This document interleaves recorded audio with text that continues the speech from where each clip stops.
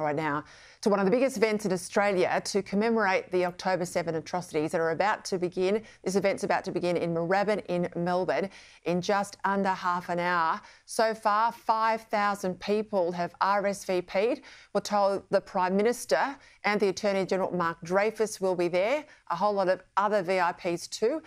But it's the real people, the Jewish community, that are there and honoured tonight. Two of the members of that community, Keren Zelwer and Jonathan Cohen, join me tonight. Keren and Jonathan, thank you very much.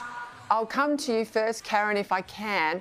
Why was it so important for you to turn up to this event tonight, and what does it mean for you to see so many people standing with you and showing solidarity? Thank you. Tonight marks the most horrific loss of Jewish life since the Holocaust, and it's really important for our community to be able to block out the noise and have our own safe space to be able to mourn and grieve and really cry together with our brothers and sisters in Israel and stand in solidarity with them. We haven't had the opportunity to do that because we've been so busy advocating and the noise around us. It's really important for us to come together and pray for the hostages, including a one-year-old baby who's stuck in Gaza still. And really it's an ongoing mourning for our brothers and sisters in Israel who continue to fight for their country.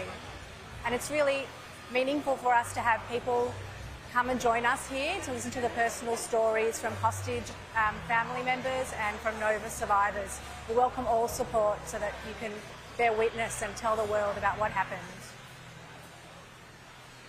Jonathan, I don't think anyone else has had as many pro-Palestinian protests as Melbourne has. What's that been like for you as a member of Melbourne's Jewish community? Yeah, well, it's been extremely confronting, and I guess this has really been the case in a lot of Western cities. And it's not so much the act of protest, but it's been, at times, the open support for frank terrorism, with some of the most egregious examples of Jew hate, of anti-Semitism, that I didn't think would exist in the streets. And it's certainly kept the Jewish community at times away from their major centres. We had a nice rally yesterday in the city to sort of reclaim that space. But it really, week to week seems to be getting worse and worse, and it's quite demoralising.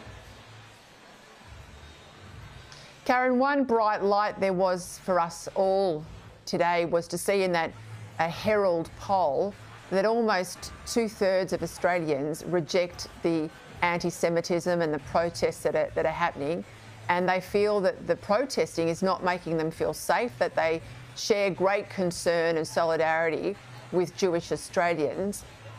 I guess the message tonight and the show of strength of people there is also to say that the people who are against you are the minority.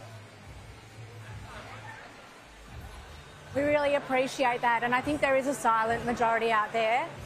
We really call on them to stand up and to speak, even though we understand that it's difficult. But I think that there are people that are seeing that they do not want flags of terrorists being flown on their streets and the extremism. It's one thing to mourn the death of innocents in Gaza, and that's okay, and we understand that.